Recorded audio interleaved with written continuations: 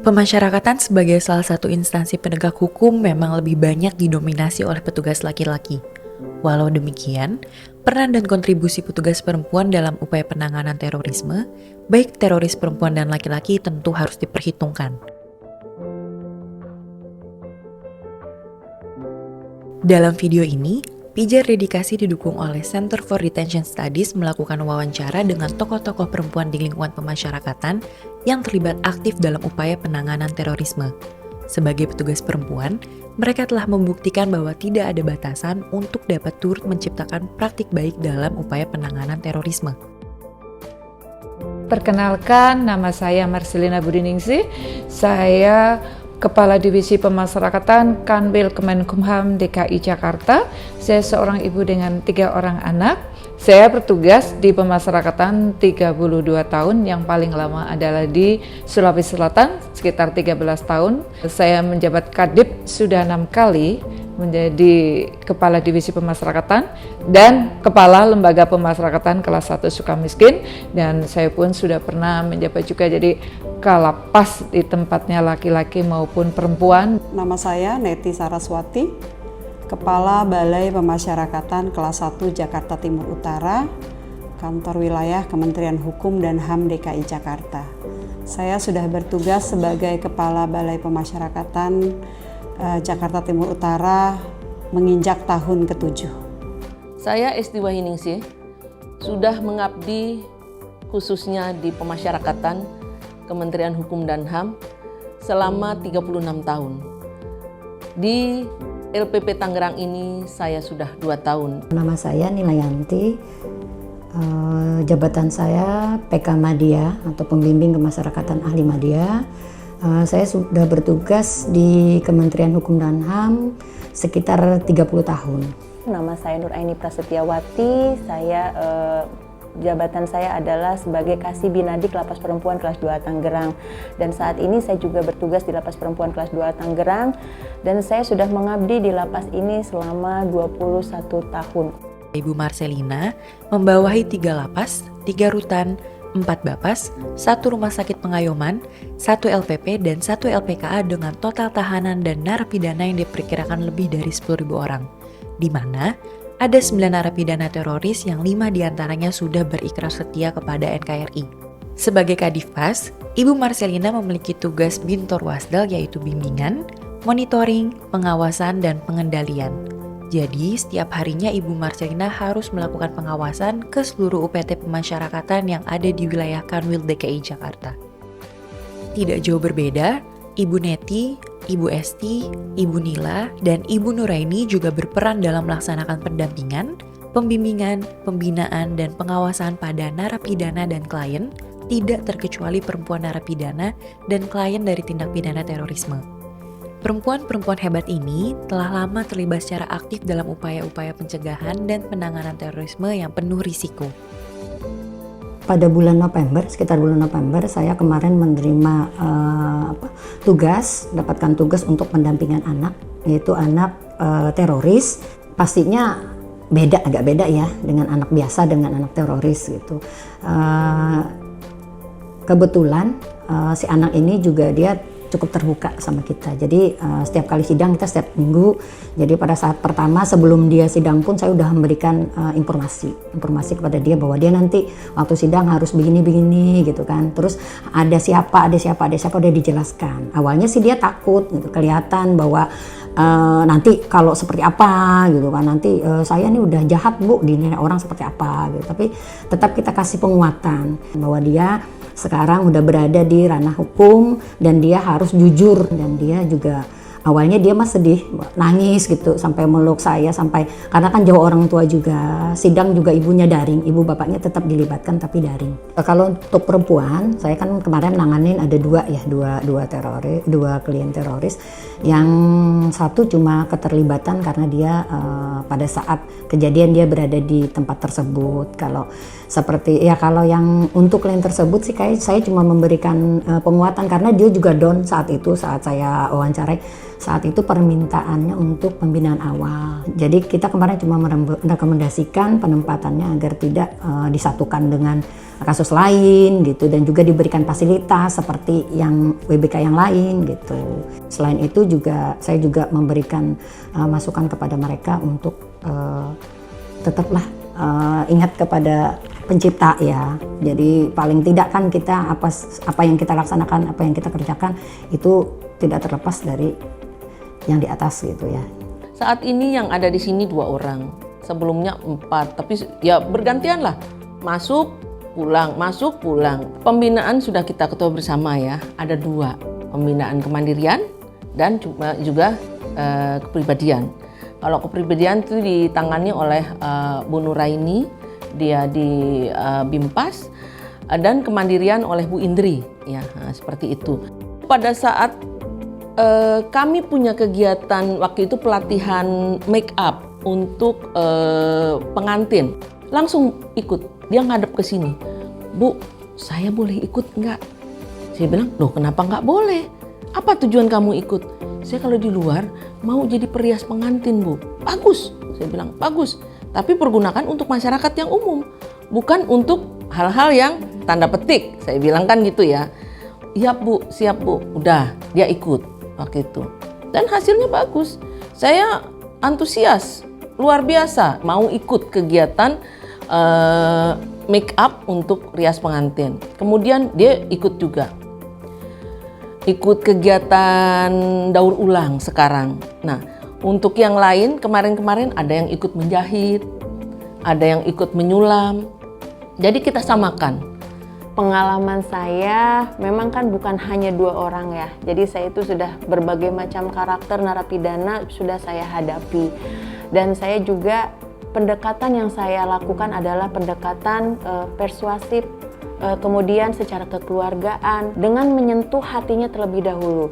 Kalau di sini untuk narapidana semua tidak ada perlakuan khusus ya, baik itu narapidana teroris ataupun narapidana lainnya. Akan tetapi khususnya untuk narapidana, ini kan kalau narapidana teroris ini adalah resiko tinggi ya gitu. Jadi ada pengawasan yang memang khusus untuk narapidana tersebut. Dan untuk narapidana yang memiliki anak, kami juga memperlakukannya ada sedikit perbedaan. Misalnya kayak bayi, ada kamar khusus untuk ibu dan anak, karena kan anak bayi itu rentan dengan kesehatannya. Jadi ada khusus kamar yang hanya ibunya sama anaknya, dan ada napi lain, dan anak bayi itu juga dibawa keluar untuk diberikan imunisasi. Begitupun untuk ibu hamil, kita melakukan pemeriksaan secara rutin ke rumah sakit. Sebagai salah satu instansi penegak hukum yang selama ini banyak didominasi oleh laki-laki, stigma tidak lagi jadi hal baru untuk Ibu Marcelina dan yang lainnya. Meski tidak mudah, mereka terus mempromosikan serta mendorong keterwakilan dan pemberdayaan sesama rekan petugas perempuan lewat berbagai upaya. Jadi pemimpin perempuan, stigma itu pasti ada ya. Perempuan kan dianggap kaum lemah. Tapi saya pribadi membuktikan bahwa saya bisa melakukan apa yang bisa dilakukan oleh pemimpin yang laki, yang kuat. Perempuan itu sebenarnya lebih kuat loh daripada laki-laki. Kenapa? Perempuan itu juga lengkap. Artinya dia bisa menjadi kuat. Dia bisa menjadi juga punya sifat kelembutan. Itulah kelebihan perempuan. Yang penting kita dalam melaksanakan tugas mau belajar. Belajar dengan apa? Baik itu secara khusus maupun secara implementasi di lapangan. Jangan segan-segan. Kita juga harus belajar juga dengan orang lain. Mau menerima masukan. Masukan itu kita godok, yang terbaiklah kita lakukan ditambah dengan apa yang jadi kita pikirkan. Kalau kita bekerja pertama dengan tulus, maka beban kita menjadi ringan. Apapun yang kita lakukan, perempuan bisa melakukan yang terbaik dalam hidupnya. Kalau omongan itu udah biasa ya, tapi kita kan membuktikan bahwa kita jauh lebih baik. Memimpin itu tidak harus yang keras, di mana kita membawa diri dengan baik. Sebagai pemimpin dari 85 orang pegawai, saya berusaha menjadi role model bagi mereka, memberikan contoh terbaik kepada para pegawai Bappas Timur Utara agar bisa menjadi pelayan publik yang terbaik bagi para pengguna layanan. Beda-beda kita menangani orang sesuai dengan karakternya masing-masing. Tapi saya selaku pimpinan di sini, saya sangat terbuka dan sangat demokratis.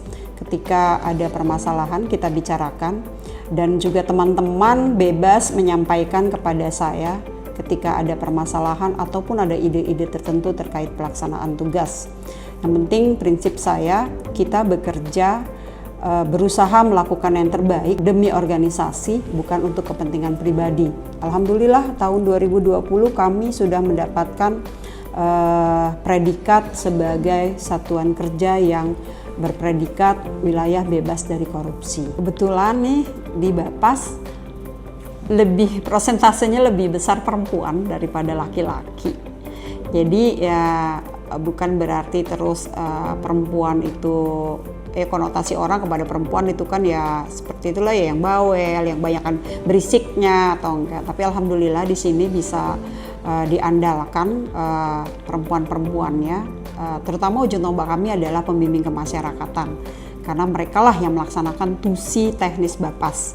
Tidak hanya ibu-ibu tapi banyak anak muda di sini, pegawai yang wanita juga yang punya inovasi-inovasi yang baik demi kemajuan kantor. Saya lebih memposisikan diri saya, walaupun saya sebagai kepala kantor, saya bukan orang yang senang duduk di balik meja. Saya senang ke ruangan-ruangan teman-teman sehingga bisa tahu langsung apa yang dihadapi oleh mereka. Sehingga teman-teman tidak sungkan berbicara kepada saya ketika dia ada masalah atau ada ide-ide, bisa langsung ngomong ke saya dan bisa langsung saya terima sehingga bisa langsung kita jawab. Saya di LPP Tangerang mendorong para petugas khususnya perempuan untuk mau maju dan belajar dalam penggunaan teknologi. Ada waktu itu dari Komandan Jaga saya naikkan menjadi Kasubsi Keamanan, Kamtib. Bu, saya kan suruh, berarti nanti kerjaan saya kan BAP Bu. Saya nggak bisa komputer Bu, belajar. Saya bilang gitu.